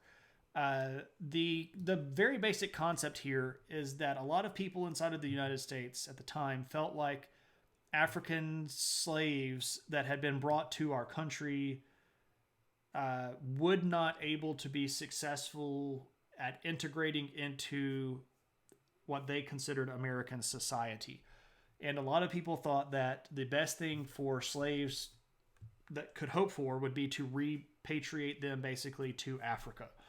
And this was an idea that had been kicked around quite a while. There were already basically land areas being kind of considered. And very basically, the United States, under the guise of repatriating some of these African slaves, was able to secure a certain amount of territory in Africa, which became Liberia, and bring a lot of these people over. There were a couple of different groups of slaves, or well, at that point they were freed slaves that were able to go back to Africa. They were overseen by Americans in setting up their own government. And America and Liberia are still very close today. During the period of time of African colonization, America sort of protected Liberia's borders from other European nations, but this was a goal for a lot of people that were either slaves or freed slaves in America, was to be able to go back to Africa. And Liberia was a place that they could go to because the culture of Liberia itself was not uniform. They were not one people group. They were sort of broadly Western African. They had come from a lot of different places and been brought together in the United States. And then that was an experience that they shared together. So that was sort of what the slaves were hoping for, is that if they could get free, they could get to Liberia and they could be back in Africa, but also have a sort of something that bound them together bigger than clan, because getting yanked out of Africa and brought to America was a pretty horrible experience that I can't even attempt to try to think about. So what's going on in the news? Well, there's a lot of interesting kind of weird stuff going on. There's a big volcanic eruption in Iceland that people are super excited about. It hasn't gone off in like 6,000 years. There's been a lot of discussion inside of the EU about how to handle Turkish monetary stuff going on. The Turkish, their money is called the lira, is basically spiraling out of control right now. I think the biggest thing that's going on in the news right now is in Israel. And this is not necessarily the biggest thing going on, but the thing that I am sort of interested in keeping an eyeball on, Israel is having its fourth national election in about a year and a half, because so since 2019, since the end of 2019, they've had 4 elections, including the one today, because the party that Benjamin Netanyahu is in control of, the Likud party, which is a very conservative Jewish party, has not been able to form a ruling coalition. So the thing about the Knesset, which is the Israeli parliament, is that none of the ruling parties has ever really won a complete majority. So there's always got to be a ruling coalition put together. And Netanyahu is being challenged by another sort of more moderate centrist named Gates, who is basically neck and neck with support inside of the Knesset. They had tried at the end of last year to form a ruling coalition between the 2 different parties, the one that Netanyahu runs and the one that Gates runs, and it fell apart. But one of the things that's going on in the background of this is that Netanyahu is under investigation for massive amounts of corruption, both bribery and kind of using his power to get his way, more or less, skimming stuff, embezzlement, all kinds of various charges. And if he doesn't hold on to power, he might end up on trial, which means he's fighting tooth and nail to stay in power. I don't know what the election has looked like. As of the last time that I checked, there's not really a clear winner in this election. I don't know if there's going to be a clear winner in this election, but it's going to be messy. And one of the reasons why it's going to be messy is because of a lot of the internal stuff that's going on inside of Israel right now, especially with distribution of COVID vaccines. Israel itself is a country that has a really great success story if you look at Israelis. They are very heavily successful in distributing their stuff. They have a majority of their people that are already vaccinated. Did Birthright for Israel, severe convicted because Bibi has a brother who is a war hero and he's been a strong leader. He has. He's done a lot of stuff that has kept Israel out of war. And I'm not trying to pick sides on anybody's side right now. I don't have the opinion hat on. I'm just trying to just relay the facts. One of the big successes of Netanyahu's career has been getting Israelis the vaccines. However, there's a lot of stuff going on with the occupied regions that are controlled by the Palestinian Authority that are not getting vaccines at all. And of course, as an occupying force, technically Israel has it's kind of the burden of taking care of the Palestinian people health-wise, and that has not really been going on. There's not a very good working relationship between the Palestinian Authority and the central Israeli government. And while Israeli citizens are very highly vaccinated, Palestinians are not. Their healthcare system is it's not comparable. You're just on Israel's side, just of America's side. Oh, absolutely. I'm not trying to get on anybody's side. It's just it's a tough thing to deal with when you're occupying a territory. Get worried with the Democrats because they sympathize with the Palestinians over the Jewish state. Well, there's a lot of stuff on both sides, and again, we don't have to get into the politics of all of it. I'm just trying to explain the situation kind of as it is on the ground right now. So that's what I want to keep my eye on. I want to see who wins this election and what the Knesset looks like when it comes out on the other side, because that's going to have a lot to do with how the future of Israeli politics in the region are going to turn out. So, okie dokie. So that's what's going on in the news.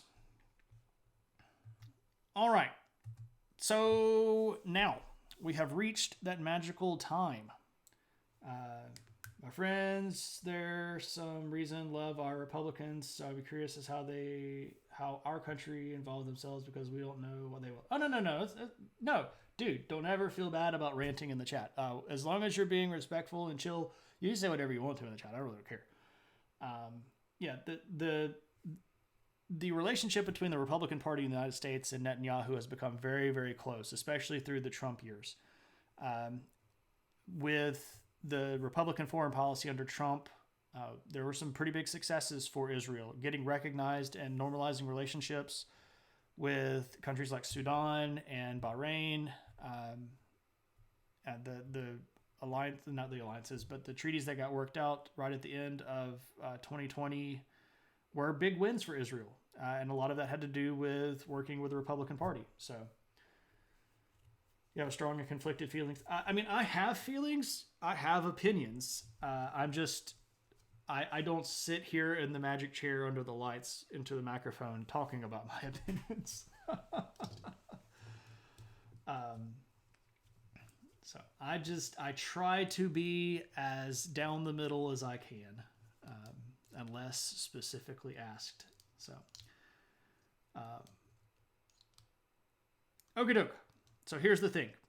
What I need from you viewers are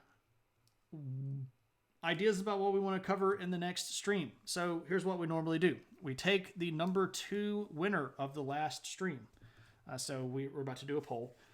So number 2 that came in second in the last poll was a stream where I basically just share photos of places that I have been. So an entire stream of nothing but me talking about pictures of places that I have been. So photo share stream is going to come over. So what I need from you all are 3 ideas, and I'm going to take the first 3 that show up in chat that I feel like we can actually cover. So go, type what you want to talk about in the chat.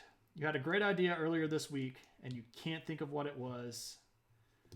Nazi flight out of Germany. Oh, okay. So Nazis post World War II.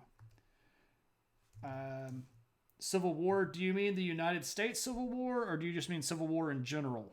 You're going to need to narrow that one down for me. Like,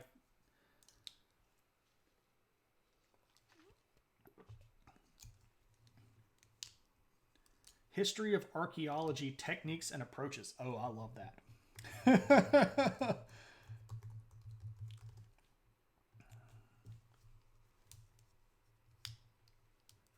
Ethan, do you want to clarify Civil War? Russian Revolution. Oh, that's a good one too. You're robbing from robbing to science. Oh, actually, I posted a really good article in the Discord earlier in the week.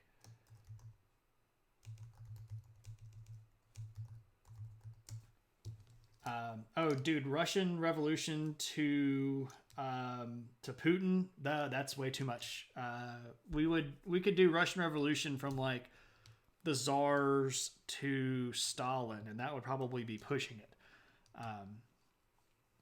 But anyway, I posted an article earlier in History in the News in the Discord. There's some Swedish archaeological students that are working down in Africa on archaeological digs. And one of the things that they did were sort of pushing these ideas, and there are a couple of other stories, but the first one right off the bat to kind of give you an idea. One of the things that they did when they got clearance to dig was they worked out arrangements whereby they would take fossils and then they would study the fossils, and then when they had finished conducting their studies, they would return the fossils to the country they took it out of. And this is becoming a growing thing within the archaeological community, is to work out these repatriation of relics deals with local governments, and also hiring more local people to work on the digs themselves. So go check that article out. It's got a lot of really good stories in there. It makes my heart happy. I could spend a whole episode on Putin.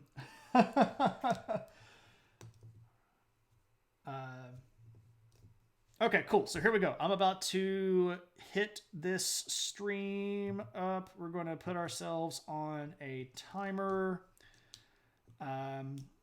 Start poll. Boom. All right. So if you look in your chat, up at the top of your chat, there's a little drop down caret key, and you can see the poll, and you get to go vote. Everybody gets to go vote. It doesn't matter who you are. You don't have to be following. You don't have to be a subscriber. You can be a random person that has hung out in the stream or just popped in. It doesn't matter. Anybody can vote. So I'm seeing that there are 17 people in the room right now. All 17 of you can go vote.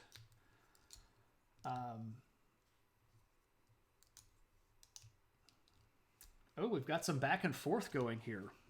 I get to watch the votes come in, by the way. Get your pet a Twitch login and have them vote. Can we contribute to my research in the Discord? I'm not sure what you mean. You can absolutely post whatever you want to in the Discord. There are a few different channels. One of them is History in the News. So if you read something cool in the news that you think would be worth sharing, share it in there. Honestly, for this week's topic,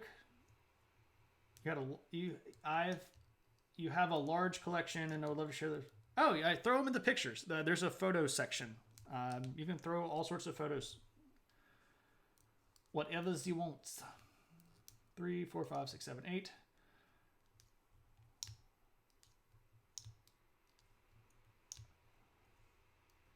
So still a lot of people that can vote. If you are within the sound of my voice and you have not voted, please go do so. It's more fun that way. I really do want to make this a community thing. Go vote.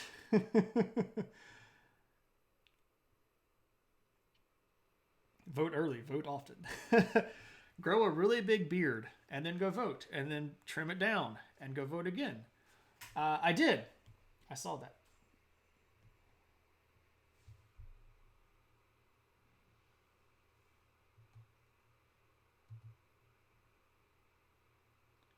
Oh, we've got a three-way tie and then history of archaeology out front.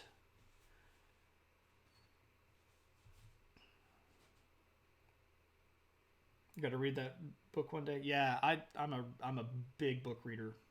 All right, still some time. Still some time.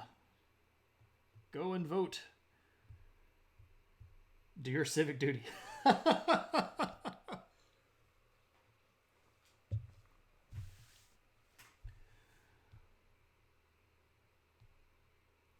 Oh, civics. I taught civics for a while.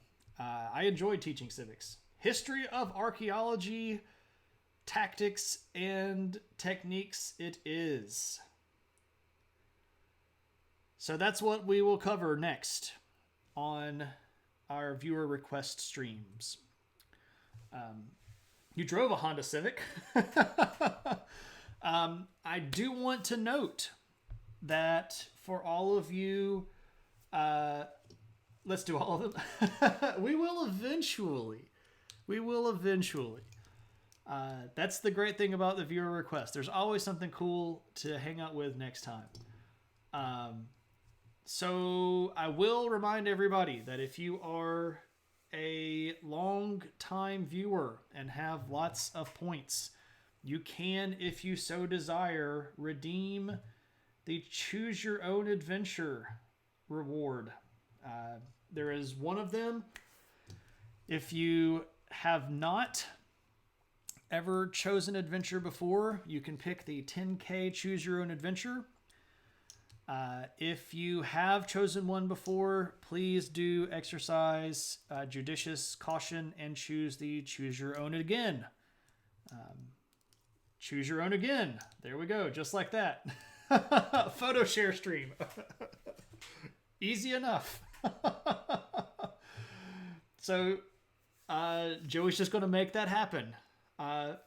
Thank you very much, Joey. Not only for redeeming that, but for hanging around long enough to have that many points. I really do appreciate all of you all's support. And don't feel like you have to sub or have to donate or have to do anything. Just thank you all for hanging out and being part of the chat.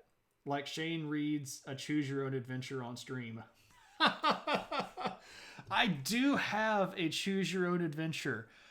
That might be an interesting a book to read on stream, and we can have little polls over who gets to go.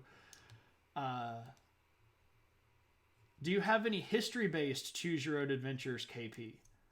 I have a Choose Your Own Adventure where you go back in time looking for a samurai sword.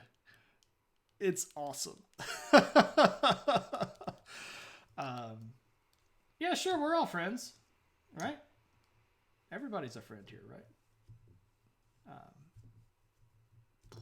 Tuna, that's an interesting concept. That I would not be opposed to making that some sort of community goal. Speaking of community goals, we do have a follower goal. We have been making fairly steady progress. We're at 444 followers, which is only 56 away from having another History of Middle-earth stream. So if you are a Tolkien fan and you have friends that are Tolkien fans and you want to see me sit here and talk about Tolkien's world and the history of it and the development of Middle-earth from a historical point of view, send them my way and tell them to click follow. It doesn't cost anything. I don't like necessarily setting dollar goals or subscriber goals to make stuff happen, but you know,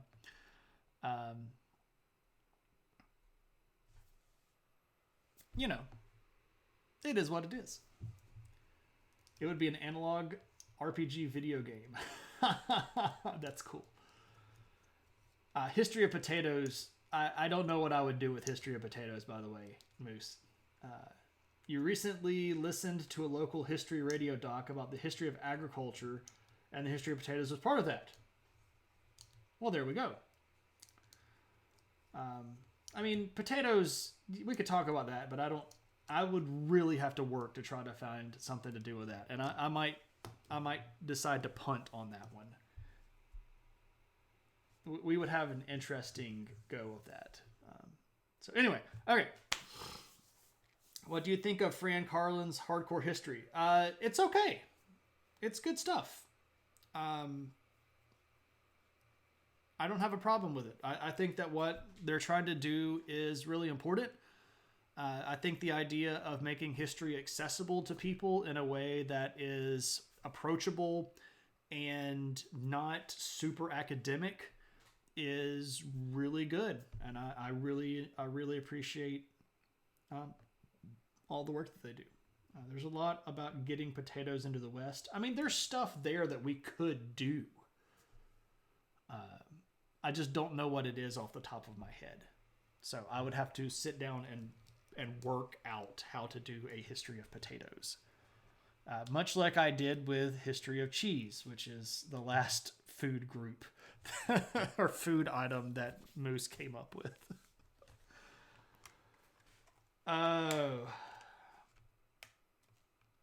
Missouri named Pomme de Terre. It was a big thing when people started growing potatoes. It's like 5 minutes. Yeah, see, that's the thing. Like, and hey, there's a potato famine. All right, so we are going to go pull ourselves a raid. And I think that in light of the fact that Cave was incredibly generous with the donation tonight, we are going to go raid the Cave Geek. He's playing a pretty cool game. I've been watching him play on stream for a little bit. It's called Shadow Tactics: Blades of the Shogun. A game that I had been sort of interested in already. And after watching him play some, I really think I'm going to end up getting it when it goes on sale on Steam at some point in the future. Yeah, it's pretty historically inaccurate, but it's historically based. It's in Japan, which I like, and Cave's a cool guy, and I've talked about going to his channel, so we're going to go raid the Cave Geek. Just in time for a raid. Hey, Bubba. Sorry, man. Yeah, we are wrapping up. We have chosen our topic for our next viewer request night. I will ask about the Goonies map. Yeah, there's nothing exactly. All right, ladies and gents. So I will see you all next on Thursday night, 2 nights from now, and we will be doing a stream that I am very, very excited about. We are doing a biography of the life of Julius Caesar. This is very fortuitously timed. I know that there's been a documentary out on Netflix that's been talking about Caesar. There's sort of a buzz about Caesar. I'm interested in talking about that from a historical point of view without drama involved. So come check out Thursday night. We'll be talking about Julius Caesar, his life and his deeds. We did miss the Ides of March, but it's sort of in the way. But thank you all so much for hanging out. Have a great night. We yell adventure and throw adventure hats in the raid. Please give Cave some love. I'll see you all on Thursday. Thank you so very, very much. And have a good one.